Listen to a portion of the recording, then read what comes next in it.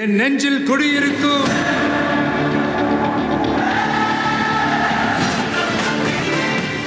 உங்க toilet cleaner bison toilet cleaner குவாலிட்டியை விட பெட்டர்னு நிரூபிச்சா உங்க மொத்த பணமும் ரீஃபண்ட். பைசன் டாய்லெட் கிளீனர் இப்போது 79 ரூபாயில்.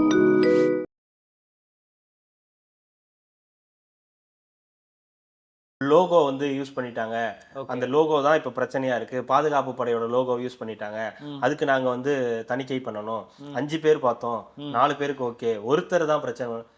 4 பேருக்கு ஒருத்தர் பிரச்சனை பண்ணா மெஜாரிட்டி அது 4 தானே. அப்ப நீங்க அப்ரூவல் பண்ணியிருக்கணும். விஜய் படத்துக்கு 300, சிவகார்த்திகேயன் படத்துக்கு ஒரு 650, பராசக்திக்கு 650 அப்படின்னு மாதிரி பண்ணுவாங்க. அதுதான் நடக்குது. அப்படிதான் பிளான் பண்ணாங்க. பட் ஆனா இப்ப அன்பார்ச்சுனேட்லி இப்போ வந்து படம் ரிலீஸ் ஆகாததுனால நம்ம நினைச்ச மாதிரி நடக்காம வேற ஒண்ணு நடந்துகிட்டு இருக்குன்ற ஒரு விஷயம் அங்க போயிட்டு இருக்கு. விஜய்க்கும் அஜித்துக்கும் காம்படிஷன்ன்றது அவங்களுடைய தொழில் மீன்ஸ் இந்த ஒரே நேரத்துல வந்த 2 பேர் எமர்ஜ் ஆக இருக்கும்போது நீ பெருசா நான் பெருசான்னு. ஆனா ஏற்கனவே ஒருத்தர் பெருசா இருக்காரு அந்த இடத்துல. அவரை நோக்கி போகும்போது அவருக்கு வந்து இயல்பான ஒரு கோவம் வரும். இன்னமும் ஒரு ஹீரோவா நடிச்சுக்கிட்டு இருக்காரு. இவர் படங்களை விட இவர் படக்கான கலெக்ஷன் வந்து ஜாஸ்தி ஆகுது. பெரும்பாலும் ரஜினி வந்து அவர் படத்தோட கலெக்ஷன் அவர் தான் முறியடிப்பார். ஆனா அந்த இடத்துக்கு விஜய் வந்து அவர் படத்தை வந்து பீட் பண்ணி நீ வந்து என் படத்தோட கலெக்ஷனை பீட் பண்ணு அப்படின்னு அவரு வந்து ஒரு செக் வைக்கும்போது அது இயல்பான ஒரு போட்டியா அவருக்குள்ளார மாறிடுது. ரெண்டாவது இந்த மாதிரி பிரச்சனைகளுக்கெல்லாம் பெரும்பாலும் ஒரு குரல் கொடுக்க மாட்டாரு. அதையும் தாண்டி இது பிஜேபி சார்ந்த பிரச்சனை. பிஜேபி சார்ந்த பிரச்சனைக்கு ரஜினி குரல் கொடுப்பாருன்னு எதிர்பார்க்கறது வந்து நம்மளுடைய எவ்வளவு பெரிய முட்டாள்தனம் தெரியுமா? விஜய்க்கு வந்து ஜனநாயக இது பராசக்தியை பார்த்தோன்னா பயங்கர பயம் வந்துருச்சு. என்ன பண்றதுன்னு தெரியாம பாஜக கிட்ட சொல்லி இந்த படத்தை வந்து இது பண்ணுங்க, ஸ்டாப் பண்ணுங்க. அதுக்கப்புறம் இதுக்கு ஒரு மவுஸ் கிரியேட் ஆகும். எல்லாரும் இதை பத்தி பேசுவாங்க. இதை பேச ஆரம்பிச்சோன்னா பயங்கர மவுஸ் கிரியேட் ஆகும். அதுக்கப்புறம் இந்த படத்தை ரிலீஸ் பண்ணோம்னா பயங்கரமா பிச்சு விட்டு ஓடும் அப்படின்னு. ராஜா, விஜய் படத்தை நீ வந்து சும்மா நாளில் ரிலீஸ் பண்ணினாலும் ரொம்பலாம் போவேன்னா ரீரிலீஸ் கில்லிக்கு போங்க.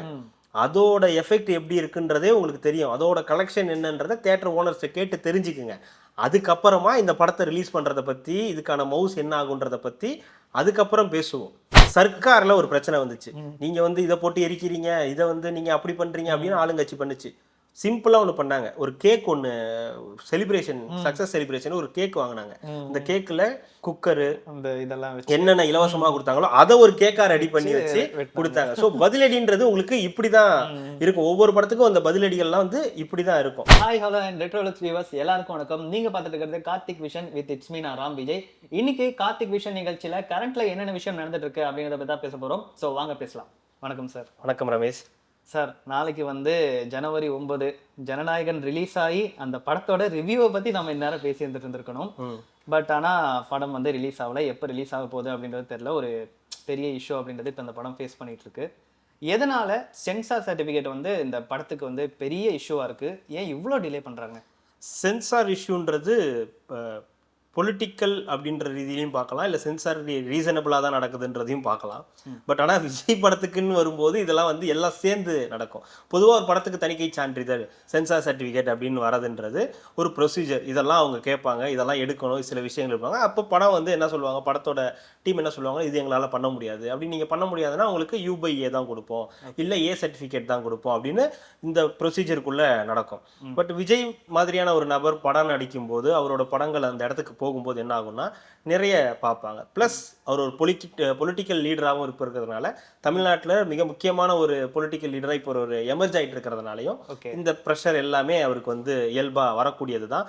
இது எதுவும் புதுசு கிடையாது. ஆனால் பிரச்சனை புதுசு. விஜய் படங்களுக்கு பிரச்சனைன்றது புதுசு இல்லை. பட் இந்த பிரச்சனை வந்து புது பிரச்சனை, புதுசா இருக்குண்ணே அப்படின்னு சொல்லுவாங்க இல்லையா, அந்த மாதிரி இது ஒரு புது பிரச்சனை. அதாவது நீங்க படம் எடுத்துடலாம், எல்லாம் பண்ணிடலாம், பட் சென்சாருக்கு வரத்துக்கு முன்னாடி இவ்வளவு பிரச்சனைகள் இருக்குன்றத இந்த படத்தின் மூலியமாக விஜய் வந்து ஒரு எக்ஸாம்பிளா மாறுறாரு. அதாவது வந்து தெரிஞ்சுக்கணும். சிம்பு, தனுஷ், அடுத்தடுத்து இருக்கிற நடிகர்கள் எல்லாரும் இப்ப சிவகார்த்திகேயன் இருக்காரு இல்லையா, இப்ப பெரிய நடிகர்னு சொல்லி எல்லாராலையும் அடுத்த தளபதி, அடுத்த அந்த மாதிரி சொல்றாங்க இல்லையா. இல்ல வன்மத்தை கேட்கற மாதிரி இருக்கு, வெளியில பேசிக்கிறேன். அதுதான் எல்லாரும் சொல்றதுதான். கிரீன் சட்டை மாறன்லாம் சொல்ற மாதிரி சொல்லிட்டு இருக்காரு. இந்த மாதிரி எல்லாம் வந்து வருது இல்லையா. இதுதான் விஷயம். இது விஜய்க்கான எதிர்ப்பு தான் அப்படின்றத தான் பரவலா வந்து பேசப்படக்கூடிய விஷயமா இருக்கு. இது அப்படிதான் பார்க்கணும். ஏன்னா ஒரு படத்துக்கான சென்சார் அப்படின்றது சாதாரணமாக ஒரு வாரத்தில் கொடுக்கக்கூடிய ஒரு நடைமுறை தான். ஆனால் விஜய் படத்துக்குன்னும் போது அது இயல்பான ஒரு அரசியல் ரீதியான பிரச்சனையாக மாறுது அப்படின்றது தான் இங்கே இருக்கக்கூடிய பிரச்சனை.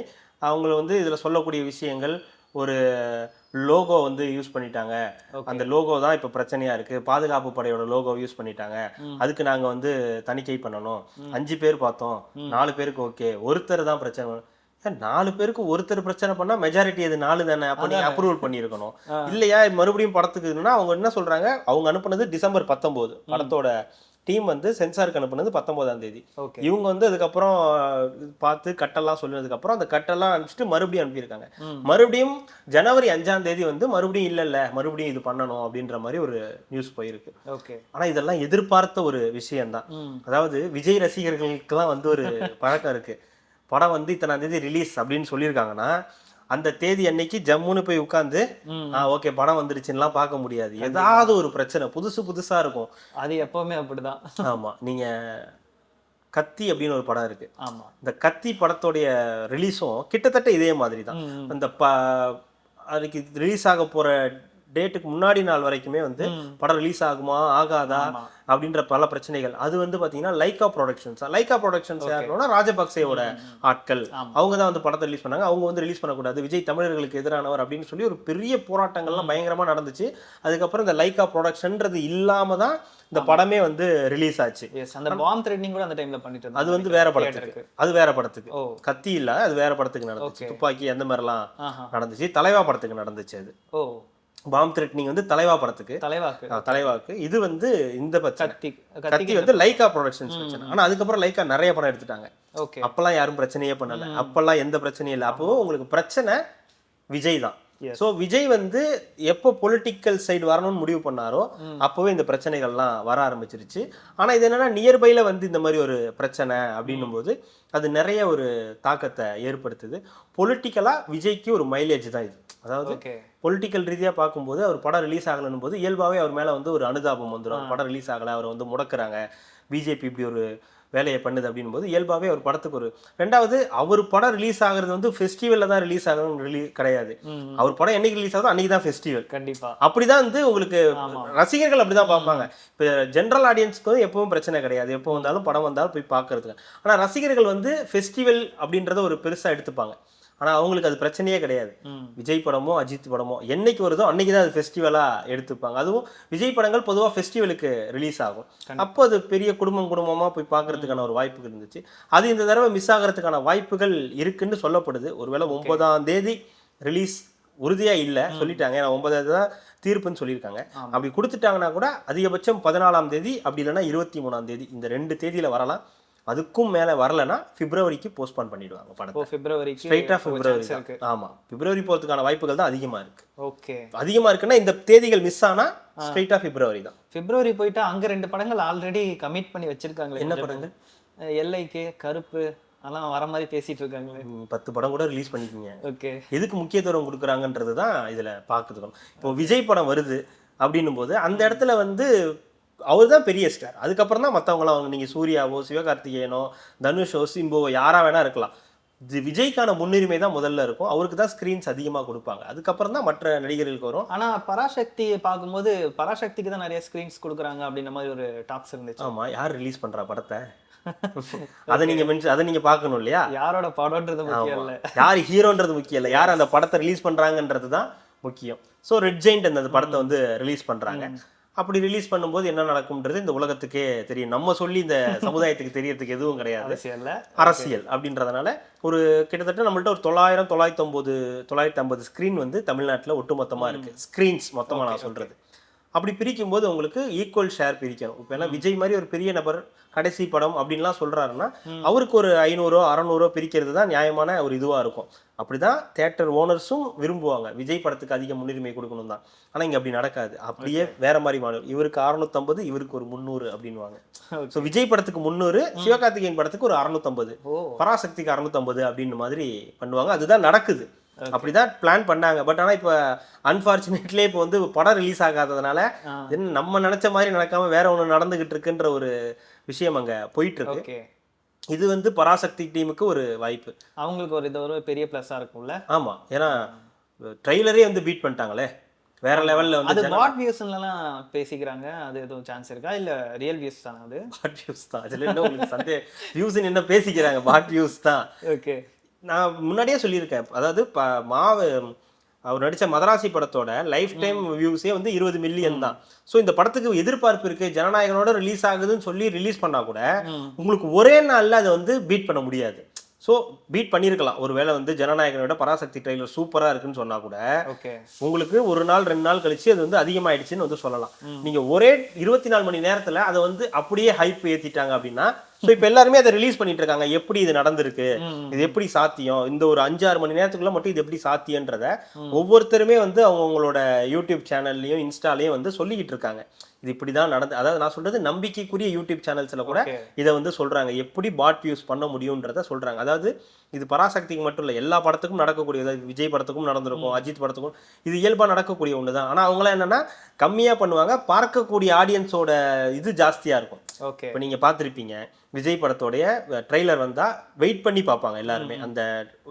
அந்த எக்ஸ் பேஜில் போயிட்டு உடனே வந்தோடனே கிளிக் பண்ணி பார்க்கணும் அப்படின்றது தான் ஆர்வமா இருக்கும். ஆனால் பராசக்திக்கு அப்படிலாம் யாருமே வந்து வெயிட் பண்ணலை. பராசக்தி ட்ரெய்லர் வருதுனே யாருக்கும் முதல்ல தெரியாது, அனௌன்ஸ்மெண்ட் இல்லை, அப்டேட் கிடையாது. ஸோ அவங்க ரிலீஸ் பண்ணாங்க, ஆனால் ரிலீஸ் பண்ண வேகத்திலே அது வந்து போயிடுச்சு. அப்படின்னும் போது அது வந்து இது எப்படி சாத்தியப்படும் அப்படின்னு உள்ள போய் பார்த்தா, ஓகே செஞ்சிருக்கீங்களா, சரி ஓகே சரி, இது செய்யறதெல்லாம் கூட ஓகே.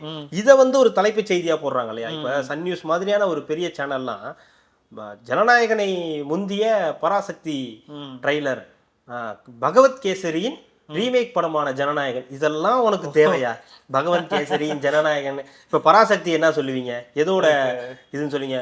பழைய பராசக்தியின் பெயரே எடுத்து வைத்த பராசக்தின்னு சொல்லுவீங்க, சொல்லல பராசக்தின்னு தானே சொல்றீங்க. அப்புறம் ஜனநாயகனுக்கு மட்டும் பகவன் கேசரியின் ரீமேக்னு சொல்றீங்க. ஸோ இதெல்லாம் ஒரு நியூஸ்ன்னு சொல்லி விஜயை வந்து இதன் மூலியமா வந்து மட்டப்படுத்திடலாம், டிஃபேம் பண்ணலாம், அது வந்து அவரை வந்து முடக்கிடலான்ற மாதிரியான எண்ணங்கள் வந்து இருக்கு. நீங்க எடுத்து ஒளிச்சு வச்சா கல்யாணம் நின்று நடக்கும்ல, நிறைய விஷயங்கள். இனிமே அவரால் படமே பண்ண முடியாது, ட்ரெய்லர் முந்திருச்சுன்னா இதுக்கப்புறம் விஜயால எதுவுமே பண்ண முடியாது. சே, நம்ம நேத்து வந்த பையன் நம்ம ட்ரெய்லரை வந்து முறியடிச்சிட்டானேன்னு சொல்லி அப்படியே சோர்ந்து போய் வீட்டுல உட்காந்துருவார்ல விஜய். கண்டிப்பா இதன் காரணமா கூட இருக்கலாம் இல்லையா? ஆமா, பெரிய காரணம் இதுதான். ஓகே, அப்புறம் இப்ப நம்ம அரசியல் விஷயமா நம்ம பேசணும். இப்ப விஜய் அரசியலுக்கு வராருன்றனால இவ்வளவு ப்ராப்ளம் பண்றாங்க அப்படின்ட்டு, காவலன் டைம்லயே விஜய்க்கு வந்து இந்த பிரச்சனை அப்படின்றத ஸ்டார்ட் பண்ணிட்டாங்க. யாரு கொடுத்தாங்க அப்படின்றது எல்லாருக்குமே தெரியும். ஸோ அதுக்கப்புறம் தொடர்ந்து எல்லா விஜய் படங்களுக்கும் இந்த மாதிரி ப்ராப்ளம் அப்படின்றது அரசியல் கட்சி சார்ந்து வந்துட்டே இருக்கு. ஒரு கட்சியில எல்லா கட்சியிலேருந்து வந்துட்டு இருக்கு. ஸோ விஜய் அந்த டைம்ல நான் அரசியலுக்கு வரப்போறேன்னே சொல்லலை, பட் இருந்தாலும் அந்த டைம்லயே இந்த அரசியல் ப்ராப்ளம் அப்படின்றது விஜய் மேல இருக்கு அப்படின்னும் போது அதுக்கு என்ன காரணம் இருக்கும்? எதனால விஜயை மட்டும் டார்கெட் பண்றாங்க? விஜய் அரசியலுக்கு வந்துருவாருன்றது எல்லாருக்கும் தெரியும். ரஜினிக்கு அப்புறம் அரசியலுக்கு வர தயாராக இருந்த ஒரு நபர்னா அது விஜய் தான். அதை அவருடைய கேரியரோட பாதியிலேருந்தே அது ஸ்டார்ட் ஆயிடுச்சு. கிட்டத்தட்ட ஒரு போக்கிரிக்கு அப்புறம் அழகிய தமிழ் மகன் மாதிரி ஒரு படங்கள் வர ஆரம்பிக்கும் போதே அது ஸ்டார்ட் ஆயிடுச்சு. அவங்க வந்து விஜய் ஒரு அரசியலுக்கு வந்துருவாரு. அவர்கிட்ட போய் அரசியல் சம்பந்தமான கேள்விகள் கேட்கும்போது அவர் வந்து இல்லை நான் வரமாட்டேன்னு சொன்னதே கிடையாது. காலங்கள் முடிவு பண்ணும், அதற்கான நேரம் வந்தால் நான் கண்டிப்பாக வந்துடுவேன்ற மாதிரி சொல்லியிருக்காரு. ஸோ அப்போது உதயநிதிக்கும் விஜய்க்கும் வந்து ஒரு நல்ல நட்பு இருந்துச்சு. குருவி டைம்லாம் நல்ல நட்பு இருந்துச்சு. அதுக்கப்புறம் என்னாச்சுன்னா காவலன் வரும்போது அவங்களுக்குள்ள ஏதோ ஒரு ப்ராப்ளம் கிரியேட் ஆயிடுச்சு. காவலனுக்கு முன்னாடி அவங்களுக்குள்ள ஏதோ ப்ராப்ளம் கிரியேட் ஆயிடுச்சு. கிட்டத்தட்ட காவலனுக்கு ஸ்க்ரீன்ஸே கிடையாது. சென்னையில் மட்டுமே ஒரு 12-15 ஸ்க்ரீன்ஸ்குள்ளே தான் மொத்தமாகவே கொடுத்தாங்க. சென்னையிலேயே அவ்வளோதான் வந்து ஸ்க்ரீன்ஸ் கொடுத்தாங்க. அவ்வளோ மோசமான ஒரு நிலை வந்துருந்துச்சு. அப்புறம் மதுரை மற்ற இடத்துங்களெல்லாம் வந்து ரிலீஸ் பண்ணாங்க, கஷ்டப்பட்டு தான் அந்த படத்தை வந்து ரிலீஸ் பண்ணாங்க. ஸோ அங்கேருந்து ஆரம்பித்தது தான் விஜய்க்கும் திமுகவுக்குமான ஒரு பிரச்சனை ஆரம்ப புள்ளி. ஸோ அதுக்கப்புறம் தான் வேலாயுதம்னு ஒரு படம் பண்ணுறாரு. அந்த படத்துக்கு முன்னாடி தான் வந்து இவங்களோட ஏடிஎம்கேவோட ஒரு அலைன்ஸ் வைக்கிறாங்க. அவங்க அப்பா வந்து மக்கள் இயக்கம் சார்பாக அலைன்ஸ் வைக்கிறாங்க. பட் எங்கேயும் நிற்கலை, எதுவும் பண்ணலை. பட் ஆனால் ஆதரவு வந்து மக்கள் இயக்கத்தோட ஆதரவு அதிமுகவுக்கு அப்படின்ற ஒரு இடத்துக்கு நகர்றாங்க. அதற்கு பிறகு வேலாயுதம் படம் ரிலீஸ் ஆகுது. அதுலேயும் சின்ன சின்ன வசனங்கள், அரசியல் வசனங்கள்லாம் வருது. அதில் அந்த ஒரு ஓட்டு மேலே ஏறி போகும்போது எதிர்கட்சியை பார்த்து நான் கேட்கிறேன் அப்படின்னு சொன்னோன்னா மேலே இருந்துட்டு நம்ம நல்ல வேலை ஆளுங்கட்சி அப்படின்னுவாரு. அப்புறம் அவர் இந்த மன்மோகன் சிங் எங்க மண்ணோட சிங்கம் அப்படின்னு சொல்லி ஒரு சில இதெல்லாம் வரும், என் கட்சி ஜெயிக்கணும் அப்படின்னு அந்த மாதிரி அரசியல் வசனங்கள்லாம் ஒரு பக்கம் வந்துச்சு. அப்பயே உங்களுக்கு அப்படியே தெரியாமச்சு இவர் அரசியலுக்கு வந்துடுவார். அதுக்கு அடுத்தடுத்து வந்த படங்கள் அதெல்லாம் உறுதி பண்ணிச்சு. தலைவாலாம் வந்து ஓகே இவர் கண்டிப்பா அரசியலுக்கு வர்றதுக்கு ரெடி ஆயிட்டாரு அப்படின்றது அதுலயே வந்திருக்கும். நீ இந்த டைம் சொல்லிட்டு ஒண்ணு சந்தானமே சொல்லுவாரு, இந்த அரசியலுக்கு வர்றதுக்கு எல்லா தகுதியும் உனக்கு இருக்குதுப்பா அப்படின்னா அப்படின்ட்டு போவாரு. ஸோ இதெல்லாம் வந்து குறியீடு நீ அரசியலுக்கு வர போறதுக்கான. அப்புறம் அதுக்கு அடுத்தடுத்து வந்த படங்கள் எல்லாமே புலி படத்துல வந்து பாத்தீங்கன்னா பெரும்பாலும் அந்த மாதிரி வசனங்கள் தான் இருக்கும். அவருடைய ஆரம்ப கால அந்த ஃபர்ஸ்ட் வர அந்த ஃபர்ஸ்ட் ஓப்பனிங் சாங் இருக்கு இல்லையா, அதுலயே நீங்க நோட் பண்ணி பார்த்தீங்கன்னா முழுக்க முழுக்க அரசியல் பாட்டாக தான் இருக்கும் அந்த பாட்டு. அப்புறம் ஓப்பனிங் சீன்லேயே வந்து பார்த்தா பிரபு வந்து கேட்பாரு, இவர் காலை பிடிச்சிட்டு வந்தோன்னே இன்னைக்கு காலை பிடிப்ப நாளைக்கு கழுத்தை பிடிப்ப அப்படின்னோடனே அதுக்கு ஒரு இது இருக்கும். ஸோ ஒட்டுமொத்தமாக அந்த புலி படமே ஒரு அரசியல் படம் தான். அதுக்கப்புறம் அந்த தெரி, அதுக்கப்புறம் அந்த படங்கள் சர்க்கார், அது இந்த மெர்சல் சர்க்கார் இதெல்லாம் நீங்க கேட்கவே வேண்டாம், எல்லாமே அரசியல் சார்ந்த படங்கள். அரசியல் சார்ந்த மட்டும் கிடையாது, பல எதிர்ப்பு. கத்தி படத்துல திமுகவுக்கு எதிரான வசனம் பேசியிருக்காரு, மெர்சல் படத்துல வந்து பாஜகவுக்கு எதிரான கருத்தை பேசியிருக்காரு, சர்க்கார் படத்துலையும் அப்ப இருந்த ஆளுங்கட்சி அதிமுகவுக்கு எதிரான இந்த பல வசனங்கள் அந்த இதுல வந்திருக்கு.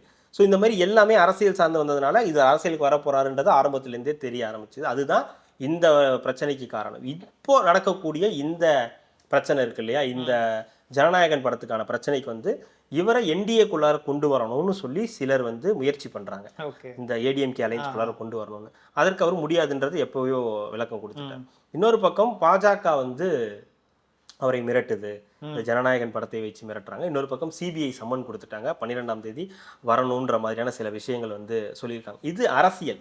ஆனா அரசியலுக்கும் இந்த சினிமாவுக்கும் எந்த சம்மந்தமும் கிடையாது. அது அவருடைய படம், அதை வந்து ரிலீஸ் பண்றதுல இப்படி பண்ணும்போது என்ன ஆகும்னா அது விஜய்க்கு சாதகமாக தான் போய் முடியும். ஏற்கனவே விஜய்க்கு இங்கே இருக்கிற பாப்புலாரிட்டி தெரியும், அவருக்கு இருக்கக்கூடிய ஆதரவு தெரியும், கரூர் சம்பவத்திற்கு பிறகும் நடந்த ஆதரவு அப்படின்றது என்னன்னு தெரியும். இப்படி இருக்கும்போது இந்த படத்தை முடக்கிறதுனால இன்னும் அவருக்கு ஆதரவு அதிகமாக தான் செய்யும். இப்போ ஆதரவு நீங்க சொல்றதுனால இப்போ திரைத்துறையிலேருந்துமே பார்த்தீங்கன்னா ஜனநாயகன் படத்துக்கு நிறைய ஆதரவு வந்து கொடுத்துட்டு இருக்காங்க. அதாவது ஒரு டைம்ல விஜய் அரசியல் வரும்போது அவரை வந்து விமர்சனம் பண்ண நிறைய பேர் வந்து இப்போ அவருக்கு ஆதரவா ஜனநாயகன் படத்துக்கு ஆதரவா பேசிட்டு இருக்காங்க. ஸோ அதை வந்து நம்ம எப்படி பார்க்கலாம் சார்? ஆதரவு அப்படின்றது கொஞ்சம் லேட்டாக தான் வந்திருக்கு, உடனடியாக வரல. நேற்று நடந்து அது இதாகினதுக்கப்புறம் இன்னைக்கு வராது. ஏன்னா லேட்டுன்னு சொல்ல முடியாது, ஏன்னா நேற்று நைட் ஒரு 10:30 மணிக்கு தான் கேவிஎன் ப்ரொடக்ஷன்ஸே வந்து சொல்கிறாங்க இல்லை ரிலீஸ் இல்லை அப்படின்னு. ஸோ அதுக்கப்புறம் எல்லா குரலுமே வர ஆரம்பிக்குது. இது திரைத்துறையில் யாருக்கு நடந்தாலும் இந்த குரல் வந்து வரணுன்றது தான் எல்லாருடைய எதிர்பார்ப்பு. இப்போ ஒரு நடிகராக இருக்கும்போது, அது ஒரு உச்ச நடிகராக அவர் இருக்கும்போது அவர் படத்துக்கு இந்த ஆதரவுன்றது ரொம்ப கம்மி தான். இப்போ பராசக்தியில் நடிச்சிருக்க ஜெயம் ரவி அவர் வந்து ஒரு ஆதரவு கொடுக்குறாரு, சிம்பு வந்து ஆதரவு கொடுக்குறாரு, சத்யராஜ் அவர் வந்து சமீப காலமாக அவருடைய நடவடிக்கை எல்லாம் திமுக சார்ந்து தான் இருந்துச்சு. ஆனால் இந்த படம் ரீதியாக வரும்போது அதில் பாஜக இருக்குன்னு தெரிஞ்சோன்னா அவர் வந்து குரல் கொடுக்குறாரு. அதே மாதிரி அமீர் அவர்கள் வந்து குரல் கொடுக்குறாரு, சீமான் அவர்கள் வந்து விஜய்க்கு ஆதரவாக வந்து குரல் கொடுக்குறாருன்றது ஒரு நல்ல விஷயம். சினிமாவுக்கான ஒரு நபர், இன்னொரு வந்து சினிமா விட்டு போல, அவருடைய கடைசி படத்தில் நடிச்சிருக்காரு, அந்த படம் ரிலீஸ் ஆகலை அப்படின்னும் போது அதற்கான குரல் வந்து கொடுக்குறாங்கன்றது நல்ல விஷயம்தான், ஆரோக்கியமான விஷயம்தான். இதற்கு முன்னாடியும் பல சம்பவங்கள் அவருக்கு எதிராக நடந்திருக்கு, அப்பவும் நிறைய பேர் வந்து குரல்லாம் வந்து கொடுத்துருக்காங்க. ஆனால் சினிமா சார்ந்து குரல் பெரிய அளவுக்கு வந்தது கிடையாது, கொஞ்சம் கம்மி தான் வரல. இப்போ நம்ம இன்னொரு விஷயம் பார்த்துட்டோம் அப்படின்னா, ஒரு டைம் இந்த மாதிரி டிஎம்கே பார்ட்டியோட ஒரு ஷோவில் அஜித் அவர்கள் வந்து இந்த மாதிரி வலுக்கட்டாயமாக நடிகர்களை கூப்பிட்றாங்க அப்படின்னு சொல்லும்போது சூப்பர் ஸ்டார் வந்து ரஜினி வந்து எந்திரிச்சுன்னு கை தட்டியிருப்பாரு. ஸோ அவர் விஜய்க்கு இந்த மாதிரி எல்லா சைடு அரசியல் பிரச்சனைகள் வரும்போதும் எந்த பிரச்சனைக்குமே அவர் வந்து ஆதரவு அப்படின்றது விஜய்க்கு பார்க்கும்போது கொடுக்கல. ஸோ அதுக்கான காரணம் என்னவா இருக்கும்? ஆமாம், அஜித்துக்கு எந்திரிச்சு கை தட்டினவர் விஜய்க்கு ஒரு ட்வீட்டாச்சும் போட்டிருக்கலாம், அது கூட போட்டாரே, பார்க்கலையா? கரூர் சம்பவம் போட்டாரே, பார்க்கலையா நீங்க? ஆதரவா? அப்பதான் அது ஆதரவா இல்லை, விஜய்க்கு ட்வீட் போட்டாரான்னு கேட்டீங்கன்னா ஆமா போட்டாரு, ரஜினி போட்டாருன்னு தான் சொல்லுவேன். பொதுவாக ரஜினி அவர்கள் இந்த மாதிரி பிரச்சனைகளுக்கெல்லாம் வந்து பெரும்பாலும் வரமாட்டார். அதுவும் விஜய் மாதிரி அவருக்கு காம்படிட்டர். அவர் நம்மளால நினச்சிக்கிட்டு இருக்கோம் விஜய்க்கும் அஜித்துக்கும் தான் காம்படிட்டர். நான் சொல்றது விஜய்க்கும் அஜித்துக்கும் காம்படிஷன்றது அவங்களுடைய தொழில் மீன்ஸ் இந்த ஒரே நேரத்தில் வந்த 2 பேர் எமர்ஜ் ஆகிற போது நீ பெருசா நான் பெருசான்னு. ஆனால் ஏற்கனவே ஒருத்தர் பெருசா இருக்கார் அந்த இடத்துல. ஓகே, அவரை நோக்கி போகும்போது அவருக்கு வந்து இயல்பான ஒரு கோவம் வரும். இன்னமும் ஒரு ஹீரோவாக நடிச்சுக்கிட்டு இருக்காரு, இவர் படங்களை விட இவர் படக்கான கலெக்ஷன் வந்து ஜாஸ்தி ஆகுது. பெரும்பாலும் ரஜினி வந்து அவர் படத்தோட கலெக்ஷன் அவர் தான் முறியடிப்பார்.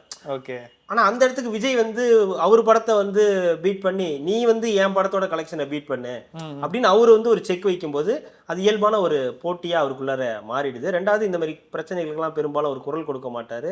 அதையும் தாண்டி இது பிஜேபி சார்ந்த பிரச்சனைக்கு ரஜினி குரல் கொடுப்பாருன்னு எதிர்பார்க்கறது வந்து நம்மளுடைய எவ்வளவு பெரிய முட்டாள்தனம் தெரியுமா? சரி, ஓகே. அப்புறம் இன்னொரு முக்கியமான கேள்வி சார், இப்போ வெளியில என்ன பேசிக்கிறாங்க அப்படின்னா பராசக்தி வந்து பயங்கரமா வந்திருக்கு. ஸோ இந்த படத்து கூட வந்து நம்மளோட கடைசி படம் விட்டு அதுல ஏன் சார் சிரிக்கிறீங்க? சொல்லுங்க கேள்வி ஃபுல்லா முடிச்சு சொல்லுங்க. இந்த படத்து கூட வந்து நம்ம கடைசி படத்தை விட்டு அந்த படம் தோல்வி படமாகி நமக்கு மார்க்கெட் இல்லாம போயிடும் அப்படின்னு விஜய் பயந்து பாஜக கூட வந்து கூட்டணி வச்சு என்னோட படத்தை நீங்க டிலே பண்ற மாதிரி பண்ணுங்க, நான் அப்புறமா ரிலீஸ் பண்ணிக்கிறேன் அப்படின்னு ஏதோ சொல்லி அவரே தான் இதெல்லாம் பண்றாரு அப்படின்ற மாதிரி ஒரு சிலர் பேசிக்கிறாங்களே, அதை பத்தி என்ன சார் நினைக்கிறீங்க? சில பைத்தியம் படம் இப்படியே சொல்லிட்டேன் அந்த கொஸ்டினை. சில பைத்தியக்காரனுங்க அப்படிதான் பேசிக்கிட்டு இருக்காங்க. அது டிவிக்கள்லையும் சரி இணையத்துலையும் சரி அதுதான் பார்க்குறோம்.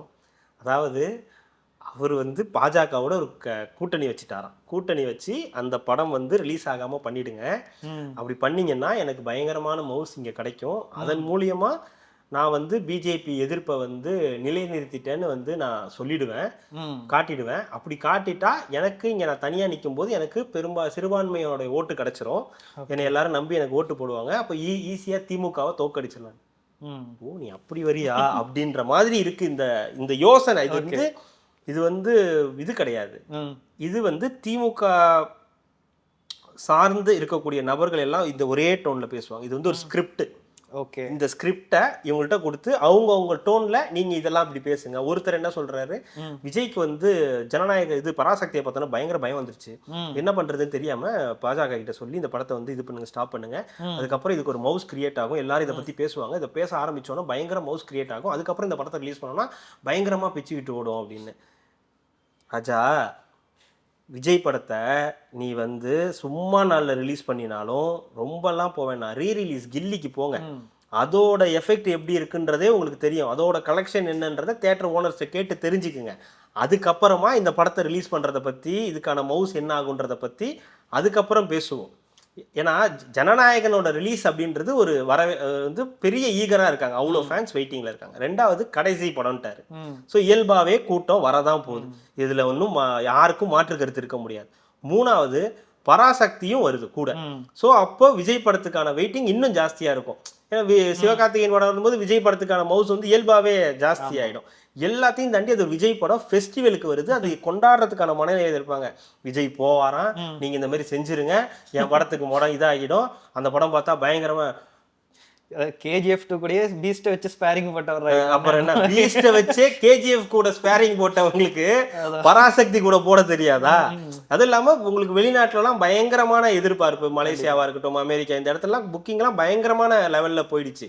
இப்போ வந்துகிட்டு விஜய் வந்து பாஜக கூட, அதாவது இவங்களோட நோக்கம் என்னன்னா விஜய் எப்படியாவது பாஜக பக்கம் தள்ளி விட்டுறணும், இவர் பாஜகவுடைய ஆளு, இவர் சங்கி, பிஜேபி பாஜகவின் பிள்ளைகள், அதுதான் திருமாவளவன் சொல்ற மாதிரி இவங்களெல்லாம் அப்படி ஏதாவது இவங்களோட நோக்கமே அதுதான். இங்க என்ன நடக்குது பிரச்சனை, இதை பத்தி என்ன பேசணும், இவ்வளவு யோசிச்சாங்கல்ல, இதெல்லாம் இப்படி நடக்க போகுது, விஜய் இப்படி பண்ண போறாருன்னு. அடுத்து திமுக என்ன பண்ண போகுது, திமுகவுடைய திட்டங்கள் என்ன, மக்களுக்கு என்ன பண்ண போறாங்க, இப்படி ஏதாவது ஒரு யோசனை உங்களுக்கு இருந்தா அதை வந்து சொல்லலாம்ல. அதை பத்தியே பேசுறது கிடையாது. எந்த நேரமும் விஜய் என்ன பண்ண போறாரு, விஜய் என்ன செய்ய போறாரு, விஜய்க்கு இது நடக்க போகுது, விஜய்க்கு அது நடக்க போகுதுன்னே நேரத்தை ஓட்டுறதை தவிர இதுதான் இதுல விஷயம். இதுல வந்து பெருசா இதுல சொல்லிக்கிறதுக்கு வேற ஒன்றும் இல்லை. இது ஒரு ஸ்கிரிப்ட். இந்த ஸ்கிரிப்டை எல்லாரும் வந்து பேசிக்கிட்டு இருக்காங்க. இதுல இந்த பத்திரிகையாளர்கள் உட்பட நிறைய பத்திரிகையாளர்ன்ற பேர்ல இருக்கக்கூடிய திமுக காரர்களும் இதை வந்து இந்த ஸ்கிரிப்டை வந்து மனப்பாடம் பண்ணி டிவி சேனல்கள்லையும் அவங்களுடைய எக்ஸ் பேஜ்லையும் போயிட்டு போட்டுக்கிட்டு இருக்காங்க. ஓகே, இப்போ விஜய் சார்ந்து நிறைய பேர் வந்து அவருக்கு ஆதரவு தெரிவிக்கிறாங்க, திரைத்துறையிலேருந்து தெரிவிக்கிறாங்க, வெளியிலேருந்து நிறைய பேர் சப்போர்ட் பண்ணுறாங்க. ஆனால் அவரோட விஷயத்துக்கு விஜய் ஏன் வாய்ஸ் அவுட்டே கொடுக்க மாட்டேங்கிறாரு, அவரோட வாய்ஸ் வர மாட்டேங்குது அப்படின்ற மாதிரி நிறைய பேர் கேட்குறாங்க. ஏன் அவர் வந்து இந்த எதிர்ப்பை வந்து கொடுக்க மாட்டேங்கிறாரு? ஸ்டாலின் இஸ் மோஸ்ட் டேஞ்சரஸ் தென் கருணாநிதி, கேள்விப்பட்டிருக்கீங்களா? அப்படி ஒரு வாக்கியம் அரசியலில் இருக்குது. ஓகே, அதே மாதிரி உதயநிதி இஸ் மோஸ்ட் டேஞ்சரஸ் தென் ஸ்டாலின் அப்படி ஒன்று இப்போ அதாவது ஒரு டைலாக் தான், அது பேர் மட்டும் மாற்றிக்கணும். அடுத்து வந்து இன்பநிதி இஸ் மோஸ்ட் டேஞ்சரஸ் தென் உதயநிதினு வருவாங்க. அது மாதிரி அதுதான் உங்களோட தாரக மந்திரம். அந்த மாதிரி விஜய் வந்து எப்பவுமே சைலண்ட் தான். அது திரைத்துறையில் அவரை கவனிக்கிறவங்களுக்கு எல்லாருக்குமே தெரியும். Most powerful weapon silence. அமைதியாக இருக்கிறது. என்னன்னா அது எல்லாத்தையும் உள்வாங்கிக்கிறது. தனக்கு என்னெல்லாம் எதிராக வருதோ அது எல்லாத்தையும் உள்வாங்கி. நீங்கள் மெர்சல் படத்தப்போ அவருக்கு இவ்வளோ பிரச்சனை நடந்துச்சு இல்லையா? ஏதாவது வந்து ஒரு வாய் திறந்திருக்காங்க? இல்லை. அவர் கொடுத்த பதிலடி என்ன தெரியுமா? ஜோசப் விஜய்னு போட்டு ஒரு லெட்டர் கொடுத்தாரு. ஸோ உங்களுக்கு அடி வந்து அப்படிதான் விழும். இப்போ வந்து இனி என்ன எங்களை வந்து இப்படி பேசிட்டேன், நான் வந்து ஜிஎஸ்டி அப்படியெல்லாம் பேசுறேன். ஜோசப் விஜய் முடிஞ்சிருச்சு, எடுத்துட்டு போயிட்டு சர்க்கார்ல ஒரு பிரச்சனை வந்துச்சு, நீங்க வந்து இதை போட்டு எரிக்கிறீங்க, இதை வந்து நீங்க அப்படி பண்றீங்க அப்படின்னு ஆளுங்கட்சி பண்ணுச்சு. சிம்பிளாக ஒன்று பண்ணாங்க. ஒரு கேக் ஒன்று செலிப்ரேஷன், சக்ஸஸ் செலிப்ரேஷன் ஒரு கேக் வாங்கினாங்க. இந்த கேக்கில் குக்கரு அந்த இதெல்லாம் வச்சு என்னென்ன இலவசமாக கொடுத்தாங்களோ அதை ஒரு கேக்காக ரெடி பண்ணி வச்சு கொடுத்தாங்க. ஸோ பதிலடின்றது உங்களுக்கு இப்படி தான் இருக்கும். ஒவ்வொரு படத்துக்கும் அந்த பதிலடிகள்லாம் வந்து இப்படி தான் இருக்கும். ஸோ அவரோட சைலன்ஸ் அப்படின்றது திரைத்துறையில் எப்பவுமே இருக்கிறது. அவர் பிரச்சனைக்கு எப்பவுமே அவர் பேசுனதே கிடையாது. இப்போ பேசினா மட்டும் என்ன சொல்லிடுவாங்க, என்ன நடக்க போகுது, உங்க பிரச்சனைக்கு மட்டும் வந்து பேசுறீங்க. இதே மாதிரி கரூர் மக்களுக்காக நீங்க வந்து பேசுனீங்களா, நீங்க வந்து அதை பண்ணீங்களா, இதை பண்ணி, அது இல்லை இங்க விஷயம், அது வேற. நான் சொல்றது இந்த படத்துல அவருக்கு ஒரு பிரச்சனை வந்திருக்கு, அதுக்காக திரைத்துறையில இருந்து பேசுறாங்க. இது வந்து அரசியல் ரீதியான பிரச்சனை தான். அது அரசியல் ரீதியா எப்படி அணுகணுன்றது அவங்களுக்கு தெரியும். ஸோ அவர் வந்து பிஜேபி கூட டைப்ல இருக்காரா இல்லையா அப்படின்றதெல்லாம் ஃபியூச்சரில் உங்களுக்கு தெரிய ஆரம்பிக்கும். ஸோ அதுதான் அவருடைய பதிலே தவிர, என் படத்துக்கு இப்படி ஆயிடுச்சு இப்போ என்ன சொல்லணும், விஜய் வந்து என்னன்னு சொல்லணும். எல்லாரும் இப்போ என்ன சொல்கிறாங்க, தலைவா படத்துக்கு விஜய் வந்து கை கட்டி வாய் பொத்தி நின்னார் இல்லையா, அவர் ஜெயலலிதா கிட்ட வந்து மண்டி போட்டார் இல்லையா அப்படின்னு சொல்லி சில பேரெல்லாம் பேசுகிறாங்க. ஒரு டிவியோட நெறியாளரே வந்து அதை சொல்கிறாரு, ஒரு ஆங்கரே வந்து ஒரு டிவியில். ஆனால் என்னன்னா அது அவர் அவங்க திமுக சார்ந்த ஒரு நிறுவனம் அப்படின்றதுனால அப்போ மட்டும் வந்து விஜய் அவருடைய பாடி லாங்குவேஜ் என்ன பாடி லாங்குவேஜ், அந்த டைமில் அவர் ஒரு நடிகர், அவர் ஒரு முன்னணி நடிகராக பெரிய அளவுக்கு வந்துட்டார். இந்த ஒரு பிரச்சனை, அந்த ப்ரொடியூசர் கிட்டத்தட்ட ஹாஸ்பிட்டலுக்கே போய் அட்மிட் ஆகிட்டார். அவருக்கு அவ்வளோ லாஸ் ஆகும் அந்த படம். இதாவது இந்த படம் வந்து ஓவராலாக ஸ்டாப்டு. ஜனநாயகன் எங்கேயுமே ரிலீஸ் கிடையாது. ஸோ அப்போ உங்களுக்கு பிரச்சனை கிடையாது, என்னைக்கு ரிலீஸ் பண்ணாலும் ஃப்ரெஷ்ஷாக ரிலீஸ் பண்ணலாம். ஆனால் தலைவா அப்படி கிடையாது, படத்தை மற்ற ஸ்டேட்லலாம் ரிலீஸ் பண்ணிட்டாங்க, இங்கே ரிலீஸ் பண்ண மாட்டேன்ட்டாங்க. ஸோ மற்ற ஸ்டேட்டில் ரிலீஸ் பண்ணி அங்கே ஓடிக்கிட்டு இருக்கு. அதனால் இங்கே அவருக்கு பிரச்சனை. அதோட அந்த இப்போ சிடி டிவிடி அந்த டைமில் இருந்தது எல்லாமே லீக் ஆகிடுச்சு, ஆன்லைன்லேயும் லீக் ஆகிடுச்சு, எல்லாம் சிடி டிவிடியாக போட்டு விற்க ஆரம்பிச்சிட்டாங்க. ஸோ அப்போ தமிழ்நாட்டில் அந்த படம் வந்து பெரிய அளவுக்கு போகாது, அப்போ உங்களுக்கு பெரிய நஷ்டமாகும். ஸோ அப்போ இருந்த முதலமைச்சர் ஜெயலலிதா அவங்க மீட் பண்ண ட்ரை பண்ணாங்க, அவங்க அப்போ அதுக்கு முடியலைன்ட்டாங்க. அதுக்கப்புறம் வந்து எவ்வளோ ட்ரை பண்ணாங்க, அவங்கள பார்க்க முடியலை. அதனால் அவர் வந்து என்ன பண்ணார், ஒரு வீடியோவாக போட்டார். ஸோ இதுதான் நடந்துச்சு, இதை நீங்கள் தயவு கூர்ந்து வந்து நீங்கள் இந்த படத்தை வந்து ரிலீஸ் பண்ணணும் அப்படின்னு.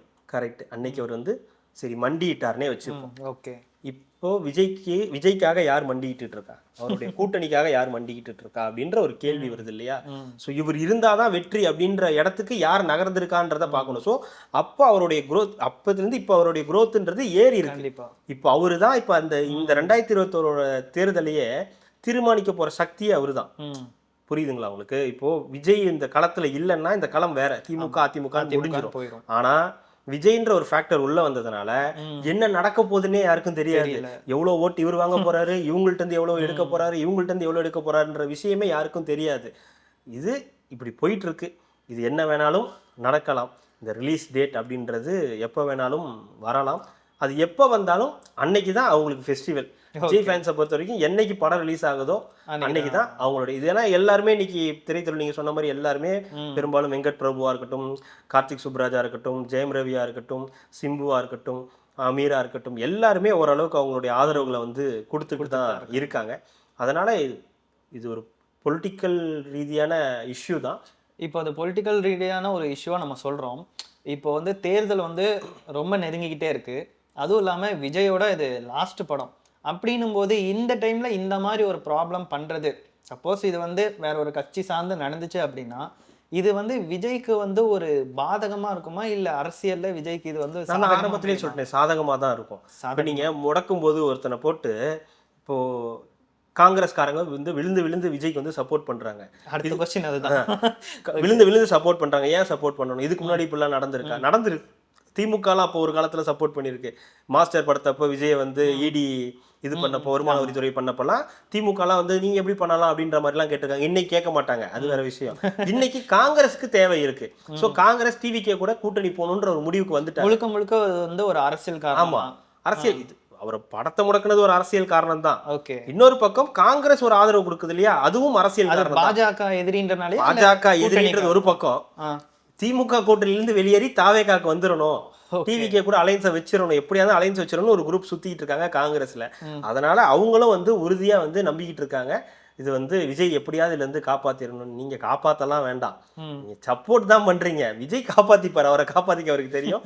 ஜஸ்ட் ஒரு சென்சார் இஷ்யூ தான்.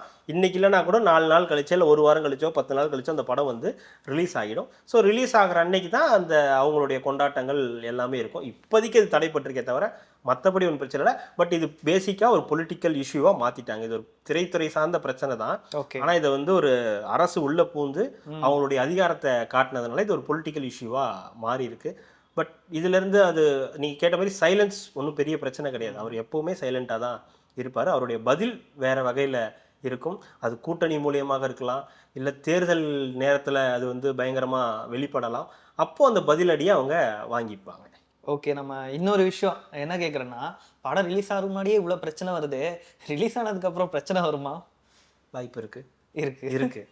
அது டைலாக்ஸ் நிறையா இருக்கு.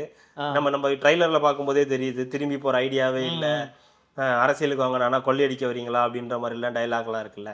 அதெல்லாம் இப்போ இன்னும் உள்ள வரையாதான வசனமே வந்து விஜய் தான் எழுதியிருக்காருன்னும் போது கண்டிப்பாக அதில் பெரிய பிரச்சனைகள் இருக்கிறதுக்கான வாய்ப்புகள் இருக்கு. அது தெரியும், படம் வந்தோடனே தெரியும் உங்களுக்கு, ஃபர்ஸ்ட் ஷோலயே தெரிய ஆரம்பிச்சிடும் என்ன மாதிரியான ரிசல்ட், என்ன வர எதுலாம் பிரச்சனை வர போகுதுன்னு தெரிஞ்சிடும். எந்தெந்த கட்சி எனக்கு தெரிஞ்சு பெரும்பாலும் திமுக பாஜக தான் வரும். ஆனா அப்போ கூட நிறைய இதை வந்து அவங்க மியூட் போட்டிருக்காங்க, நிறைய விஷயங்களை கட் பண்ணணுன்ற மாதிரியான செய்திகள் வந்திருக்கு. படத்திலேயே நிறைய கட், இந்த மாதிரி பொலிட்டிக்கல் ரீதியான இந்த டைலாக்ஸ் எல்லாம் கட் பண்ணணும் அப்படின்னு சொல்லி தான் சென்சாரும் பண்ணியிருக்காங்க. அதுக்கும் அப்ரூவல் ஓகே பண்ணி தான் வந்து கொடுத்துருக்காங்க. அப்போவும் அவங்க கொடுக்கல. அதுதான் இப்போ பஞ்சாயத்தாக போயிட்டு இருக்கு. நாளைக்கு தெரிஞ்சிடும் என்ன நடக்குதுன்றது, நாளைக்கு நமக்கு தெரிஞ்சிடும். மீண்டும் அடுத்த ஒரு நல்ல நிகழ்ச்சியில் உங்களை சந்திக்கும் வரை உங்களிடமிருந்து விடைபெறுவது இட்ஸ் மீ ராம் விஜய். பாய். என் நெஞ்சில் குடியிருக்கும்